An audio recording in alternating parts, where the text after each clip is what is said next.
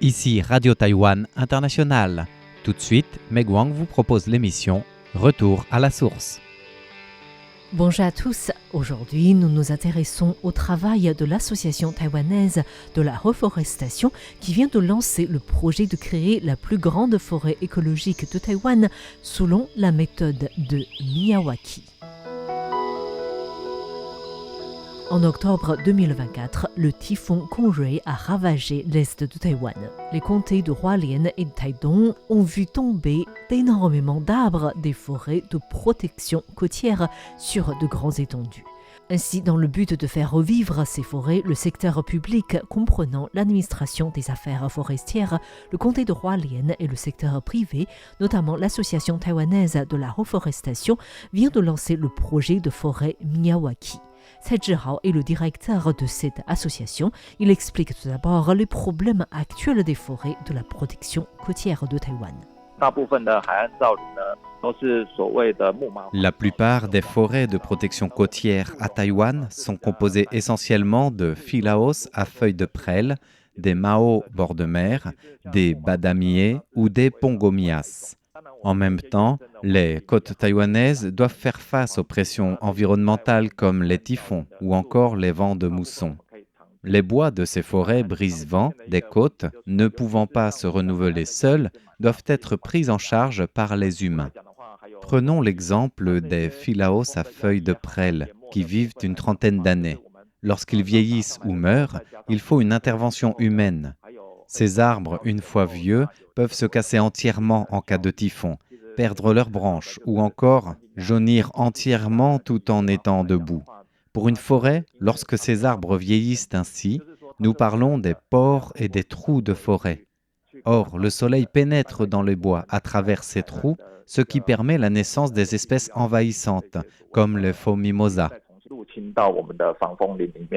La méthode de forêt Miyawaki constitue une solution pour combler l'insuffisance des forêts de protection côtière actuellement à Taïwan. Il y a une trentaine d'années, Akira Miyawaki promouvait cette méthode de restauration des forêts qui se base sur le respect de la nature. Il était tellement actif dans la transmission et l'éducation de cette notion que sa méthode est aujourd'hui appelée la méthode Miyawaki. Avec ses connaissances en écologie, notamment en matière de structure et de composition forestière, ainsi que de théorie de la succession forestière, le professeur Miyawaki crée des forêts écologiques en fonction de leur évolution naturelle. On appelle cela des forêts quasiment naturelles. Cela signifie que cette méthode doit être appliquée de manière la plus proche possible d'un lieu donné. À Taïwan, beaucoup de chercheurs étudient déjà cette méthode. Seulement, les forêts à Taïwan ont plutôt été plantées avec des méthodes traditionnelles et donc dans un objectif économique. La notion de biodiversité prônée par le professeur Miyawaki n'existait pas. Pour la création de notre forêt de protection côtière, nous voulions imaginer une forêt telle qu'elle aurait existé il y a 2 siècles avec les espèces de bois, la végétation possible et la composition naturelle d'une forêt. C'est un élément clé dans la réussite ou non de la recréation de notre forêt. Il nous fallait repenser aux espèces d'arbres appropriées en première ligne, en deuxième et en troisième ligne sur la côte, mais aussi les espèces qui peuvent rejoindre cette forêt par la suite. Il a fallu ainsi beaucoup de recherches sur la végétation avant de procéder à la recréation de la forêt. Le projet qui nous intéresse aujourd'hui est la forêt 2618 à Hualien sur la célèbre plage de Qixingtan. L'association taïwanaise de la reforestation vient d'y planter plus de 4000 jeunes plants d'arbres de 60 différentes espèces. Le professeur Miyawaki insiste sur les plantes indigènes à une région. Il faut également des plantes diversifiées.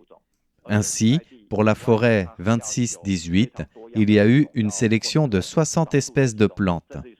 Il faut savoir que dans les forêts en basse altitude à Taïwan, il y a environ une centaine, voire plus, d'espèces d'arbres différentes par hectare. Pour le reboisement de cette zone, nous avons d'abord préparé des copeaux de bois à partir des arbres tombés en raison du vent et des typhons pour les mettre au sol afin de créer un sentier de 800 mètres environ.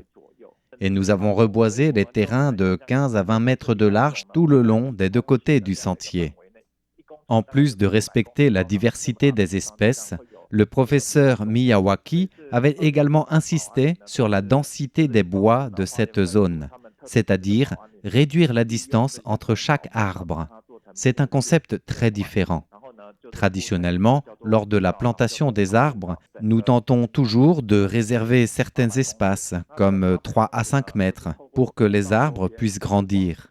Mais finalement, les recherches de longue date à Taïwan ont trouvé qu'il vaut mieux en général réserver une distance de 60 cm entre chacun des jeunes plants d'arbres pour que ces derniers aient la possibilité de grandir et de remplacer les grands arbres par la suite. Ces 60 cm coïncidaient également avec la distance conseillée par le professeur Miyawaki. D'ailleurs, selon l'évolution naturelle d'une forêt, si les graines de différents arbres poussent naturellement, la distance entre les arbres n'est pas de 3 à 5 mètres, mais bien plus rapprochée. Aussi, s'il existe une centaine d'espèces d'arbres par hectare, cela signifie que tous ces arbres coexistent, qu'ils grandissent ensemble en bonne santé. Le professeur Miyawaki a d'ailleurs remarqué que lorsque les arbres rapprochés grandissent ensemble, ils grandissent même plus rapidement.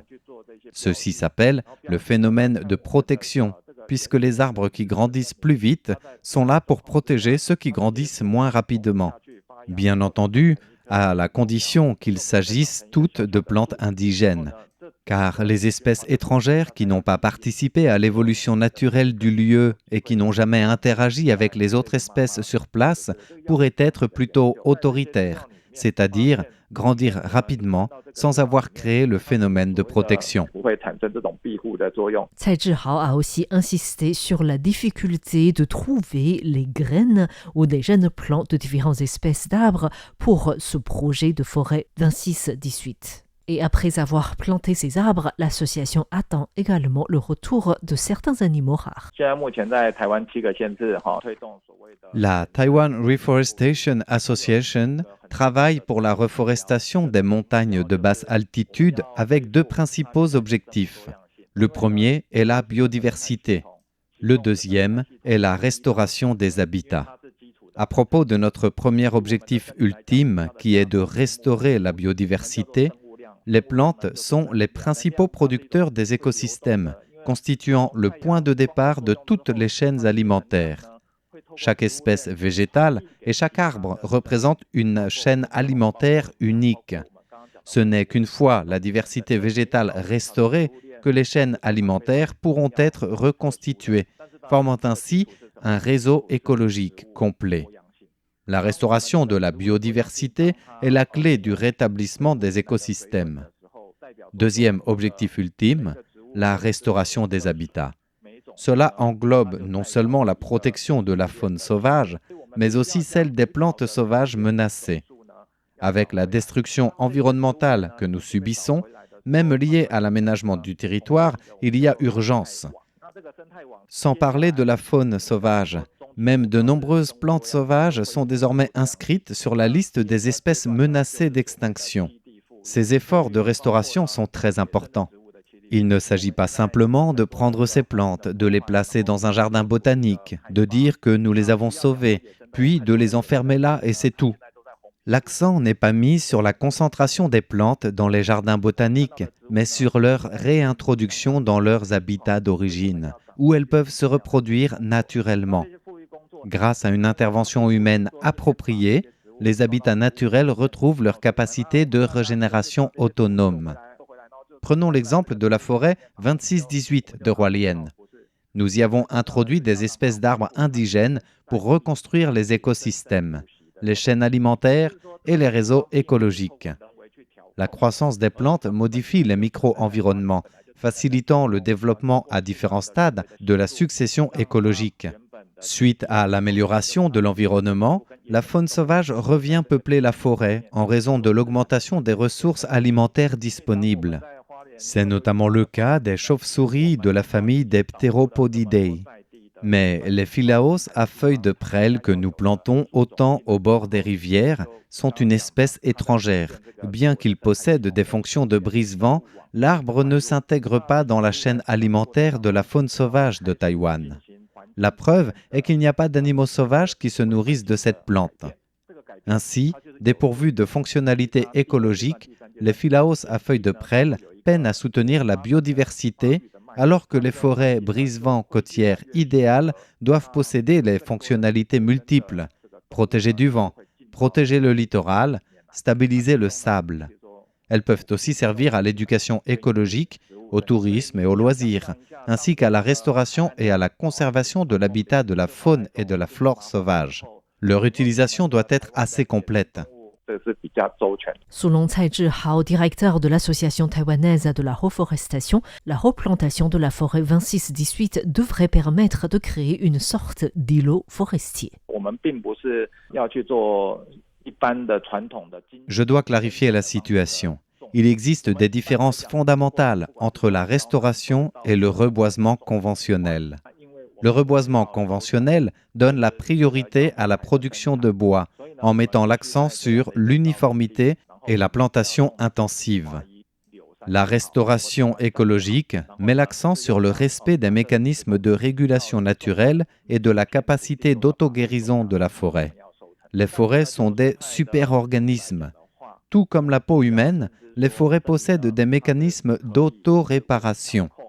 Mais lorsque la forêt est largement détruite, l'intervention humaine a pour objectif d'accélérer l'auto-guérison de la forêt et non de remplacer la nature. Nous parlons de la notion d'îlot forestier écologique qui joue ce rôle. Actuellement, certains versants de collines basses ou forêts fragmentées de notre région sont confrontés à un problème majeur, l'insuffisance de la diversification des espèces. Si, par exemple, un versant abrite plus d'une centaine d'espèces d'arbres à proximité et leurs graines peuvent être dispersées par les oiseaux ou les animaux, en l'absence de route ou du risque d'animaux d'être tués sur la route, ces graines pourraient facilement atteindre les zones de glissement de terrain où la forêt se régénérerait rapidement. Mais la réalité est que, dans les zones de basse altitude actuelles, les forêts sont fragmentées. Ce qui formait une étendue forestière continue il y a 3 ou 4 siècles a été morcelé par les activités humaines et l'aménagement du territoire, notamment la construction de routes. Ces forêts fragmentées sont désormais isolées, telles des îles. Cette situation est particulièrement préoccupante dans les zones de basse altitude de Taïwan. En raison de ce phénomène de fragmentation et d'insularité, connu sous le nom d'effet d'île, les forêts ne peuvent pas échanger de gènes avec d'autres populations. Si les animaux sont exposés aux routes, aux zones industrielles ou aux autres zones agricoles, ils ne peuvent pas disséminer leurs graines. Par conséquent, ces îles isolées, qu'il s'agisse de plantes ou d'animaux sauvages, sont contraintes à la consanguinité. À terme, cela affaiblit l'ensemble du patrimoine génétique. Et cette association ne travaille pas uniquement sur les côtes taïwanaises. Son travail couvre actuellement 7 des 22 collectivités locales de Taïwan, avec notamment un très grand projet à Taichung, dans le centre de Taïwan. Notre association travaille sur le concept d'îlot forestier écologique. C'est le cas de la forêt 26-18. Même si nous avons planté des arbres seulement aux abords du sentier principal, la force naturelle fera que des graines se propageront grâce au vent, aux animaux, aux lieux où les arbres n'ont pas été plantés. C'est ainsi que la génération suivante de jeunes pousses sauvages va pousser et la véritable forêt réapparaîtra. L'intérêt des îlots forestiers est qu'ils ont une taille modulable. Les grands îlots permettent d'établir des habitats complets et les petits, réparer les forêts fragmentées.